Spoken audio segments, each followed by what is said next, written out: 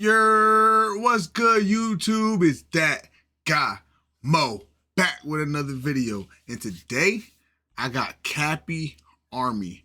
America's blockade of Venezuela is worse than you think.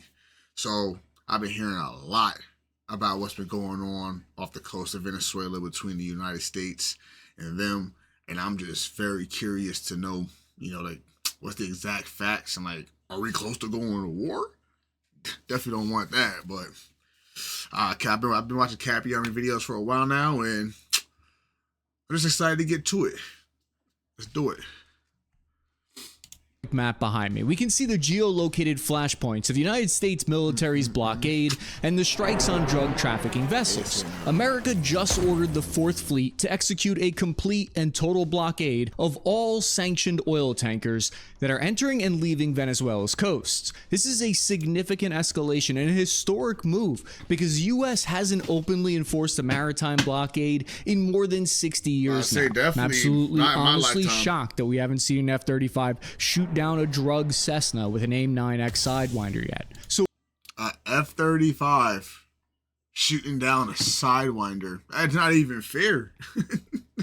Not even fair. Why would the U.S. military double down and make this move now? Because analysts believe it will deeply cut the Venezuelan government's main revenue stream of oil. Did I hear oil? This will increase the risk of political instability, increase the chances of protests and revolution in the nation, which is perfect for Washington's goals of regime change without needing to go full boots on the ground. Never go full boots on the ground. Because since August, Operation Southern Spear has been ramping up. This gigantic armada of over a dozen U.S. warships, stealth fighters, submarines, aircraft carrier, and what? Look how much hardware. Look how much hardware we got over there in that coast. Can you imagine living here in like Puerto Rico or Haiti and you just look off the coast and you can just see all these warships? Wouldn't that be crazy? 15,000 troops yelling "Oorah," having surrounded the northern coast. We know from looking at the open source intelligence tool marinetraffic.com, 30 sanctioned oil tankers are still remaining in port or have already turned around. These vessels are chilling because in mid-December, a team of U.S. Special Forces fast roped from 2 helicopters and seized one of these sanctioned oil tankers named Skipper. This helicopter insertion method is preferred when a ship refuses to stop and tries to run a blockade. Troops quickly seized the bridge of the ship and began sailing its over 1 million barrels of oil, $60 million worth of oil to the port in Houston, Texas. The White House stated that they're planning to launch more of these tactical tanker seizures. In retaliation, Venezuelan President Maduro ordered his navy to start escorting oil tankers into and out of port. This increases the risk of direct confrontation with U.S. troops now because they're the ones who are attempting to interdict these vessels at the same time. How is the Venezuelan Navy now attempting to break this blockade? And are those strikes against the drug boats even legal? And where is the U.S. preparing to strike on land? Before we get into that, if you're running a business, you can't manage everything. Are trying to put into action another more direct and deadlier naval blockade that's happening on a different level. If we zoom in, enhance. Here we can see the location of every strike on narco-terrorist drug boats. They're hitting it from both sides, east and west. Coast Guard snipers are firing 50 cal rounds into narco-trafficker boat engines from moving helicopters. SEAL Team 6 has been overseeing 26 missile strikes by Hellfires that have blown up drug transport ships, killing nearly 100 traffickers. What's happening here is a 2-layer blockade. Layer 1 is that sanctions layer where ships are seized, and layer 2 is this lethal interdiction. Taken together, they're turning the screw deeper and deeper on Maduro, trying to get him to immediately step down. And the reason this all matters is because this does not stop at the sea. This is where this stops just being a maritime story, because the U.S. military is quickly positioning the tools needed for land strikes. In December, we observed the U.S. deployed additional Growler electronic warfare jets capable of jamming Venezuelan air defense, and they repositioned a combat search and rescue helicopter unit that specializes specifically in extracting down pilots over hostile territory. That's a major indicator projection of of what force, is to man. come next. Setting the stage for this escalation we just saw in mid-December for the first time ever, the Trump administration designated Maduro's regime as a terrorist organization and labeled fentanyl as a weapon of mass destruction. I mean, these actions give the mass destruction is crazy, but he got a point, yo. Fentanyl, that's some crazy shit, man. Yo, whoever decided to put fentanyl on the streets is definitely evil. They definitely evil.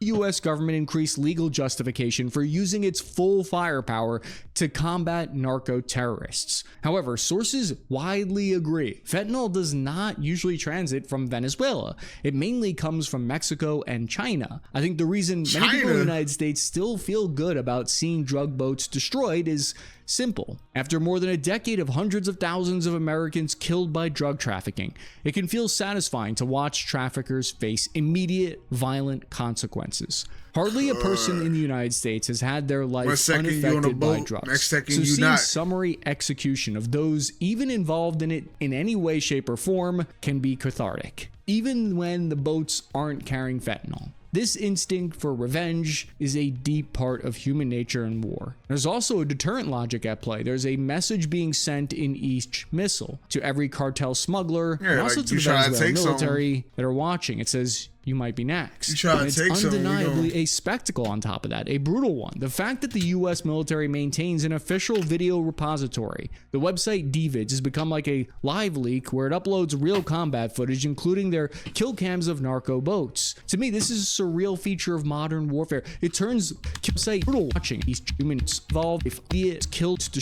China. I think the reason many people in the United States still feel good about seeing drug boats destroyed is simple. After more than a decade of hundreds of thousands of Americans killed by drug trafficking, it can feel satisfying to watch traffickers face immediate, violent consequences. Hardly a person in the United States has had their life unaffected by drugs. So seeing summary execution of those even involved in it in any way, shape, or form can be cathartic, even when the boats aren't carrying fentanyl. This instinct for revenge is a deep part of human nature. There's also a deterrent logic at play. There's a message being sent in each missile to every cartel smuggler, and also to the Venezuelan military that are watching. It says, you might be next. And it's undeniably a spectacle on top of that, a brutal one. The fact that the US military maintains an official video repository, the website DVids, has become like a live leak where it uploads real combat footage, including their kill cams of narco boats. To me, this is a surreal feature of modern warfare. It turns these lethal engagement enforcements into something publicly consumable. And in that sense, to me, it resembles a modern day Roman Colosseum that people indulge in and are entertained by. It can feel like justice is being served, at least to some who are observing this. But not everyone views it that way, of course. There's an ongoing debate about the legality of these strikes. Whole think pieces are written about follow-on airstrikes that kill survivors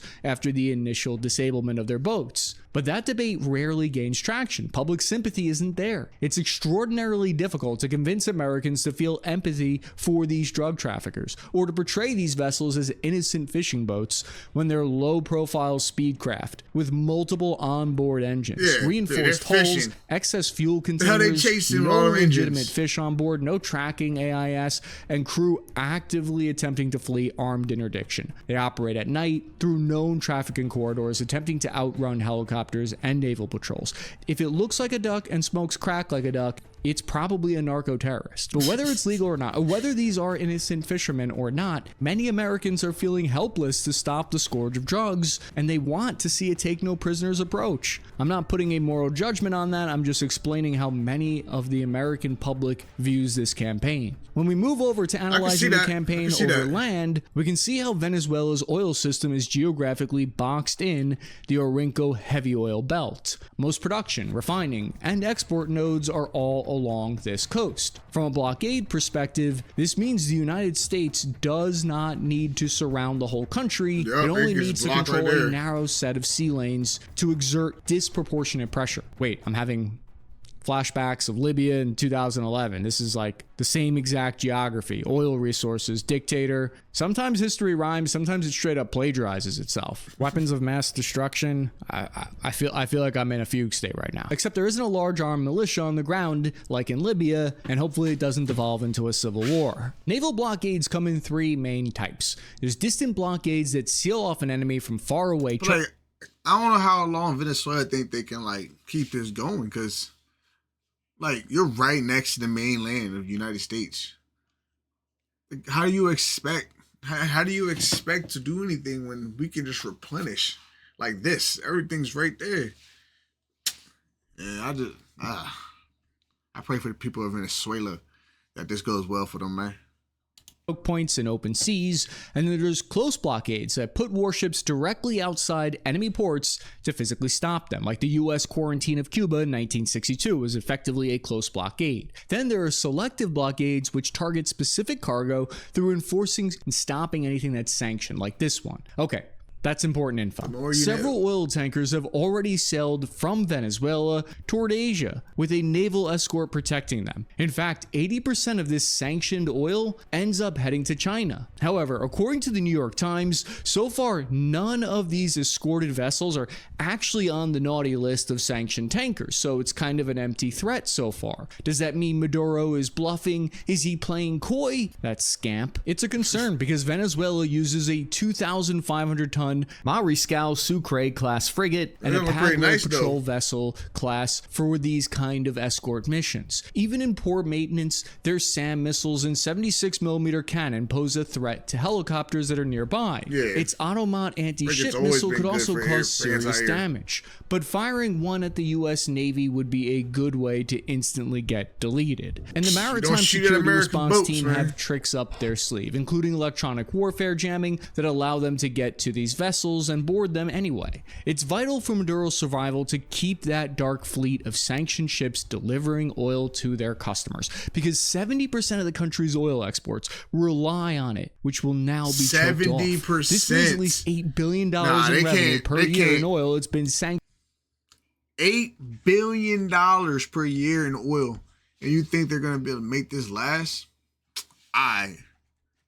By the Treasury Department. We're talking about a huge amount. To put that into context, that's like 10% or more of Venezuela's total GDP. Oh my. There are over 1,000 rogue oil 10%? tankers from Russia, Venezuela, North Korea, and Iran that have been getting around sanctions this way for years. What they do is they fly different countries' flags in an attempt to hide their actual country of origin, and they issue false, spoofed transponder readings of their GPS location. Or they turn transponders off entirely to hide their vessel's true location. How was that a thing? Like, why do they allow that? I mean, I guess they allow it for like pirates. They launder their oil to other tankers as well. Stopping this fleet has the goal of draining Venezuela's oil revenues, because this is their whole lifeline of their economy. And Maduro made a public statement that the blockade is, quote, a shameless robbery and an act of international piracy. This is more like technically a partial blockade, or more of a quarantine, if you will, if we're splitting the hairs of semantics here, because merchant ships and commercial tankers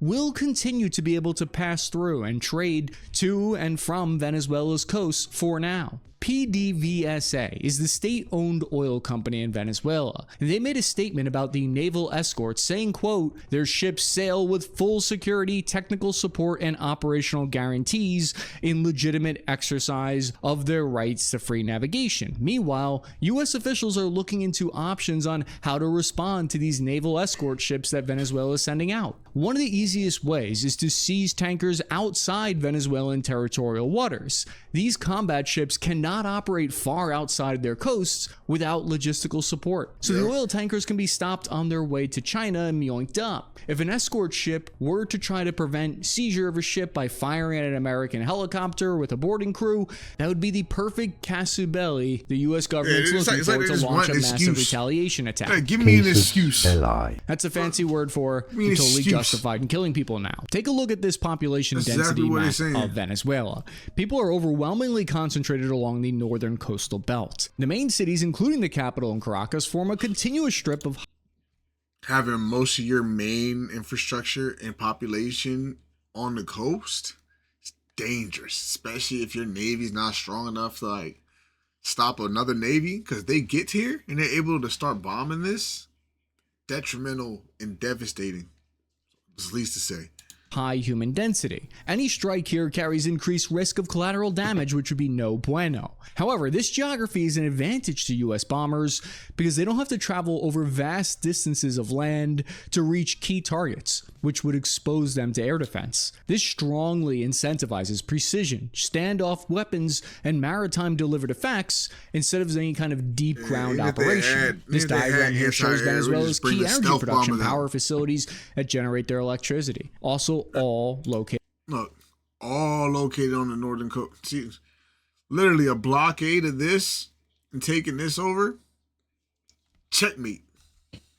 In the north near the shore. The private intelligence company RAIN, their analysts assess that the U.S. will likely strike ground targets in Venezuela, especially cartel camps, airstrips, ports, warehouses, and bases. Reports from Washington show that the U.S. military is positioning for precision strikes on drug trafficking routes, which are not protected by air defense. Ian Ellis Jones on X created a geolocated map of all military targets in the country, and we can see instantly at the military air bases and naval facilities, their command and control nodes and high-value air defense all sit along this northern coastal arc. Caracas is where the Ministry of Defense headquarters is located, their intelligence service, aviation command, it's all located in this one single point of failure. Didn't anyone tell you not to put all your eggs in one basket? Even limited degradation here would have ripple effects outward.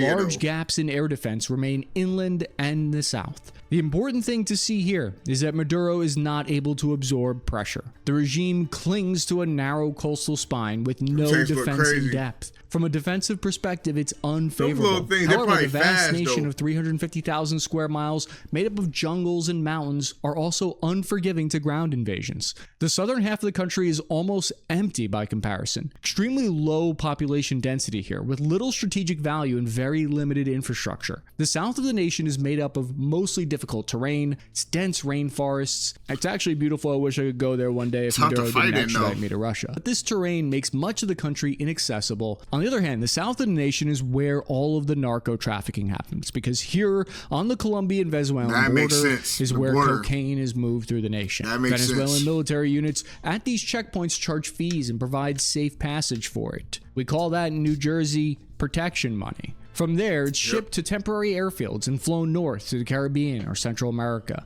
The drugs are also shipped to ports in the north, and then they are put on speedboats to head up north from there. The pressure remains on, as we can see 5 of the American F-18 fighter jets and a radar aircraft are now routinely flying right next to the nation's shores with their transponders purposely turned on. On Flight 24 tracker, we can see that they're flying in these tight 360-degree circles within visible distance of the shores near Caracas.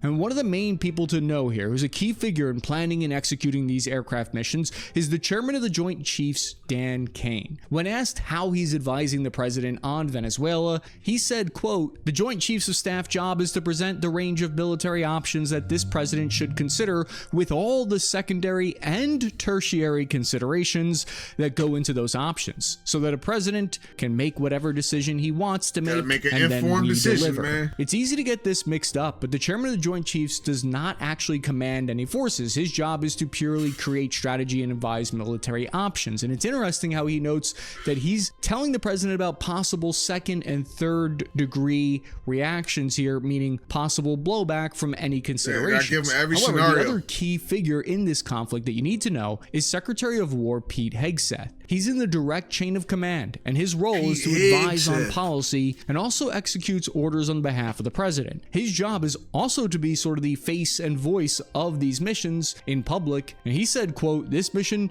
defends our homeland, removes narco-terrorists from our hemisphere, and secures our homeland from the drugs that are killing our people," end quote. Where is this headed from here? Analysts and private intelligence at RAIN have assessed that President Nicolas Maduro will likely remain in power in 2020. Drugs have always been an issue. Why do you think it's now that they're making it a big issue? You think it's just a Trump thing? Or do you think they're just looking for a reason to, like, use their military? Like, you know what I'm saying? Like, I don't know how to put what I'm saying. Like, or is it just really just about regime change? They don't like what Maduro's doing. Maybe that's just what it is. Yeah, that's just what it is.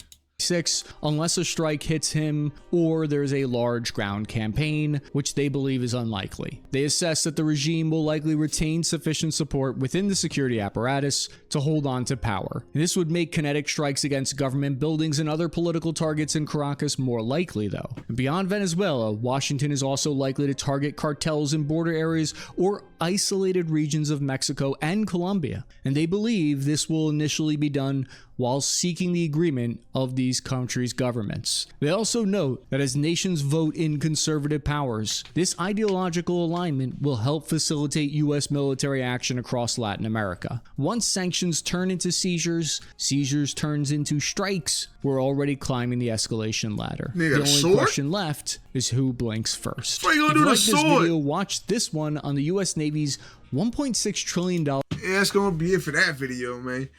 Look, man, I don't even understand why Venezuela's even fighting. I guess it is pride. It's a pride thing. You can't show your people that you just gonna back down because America came and said something.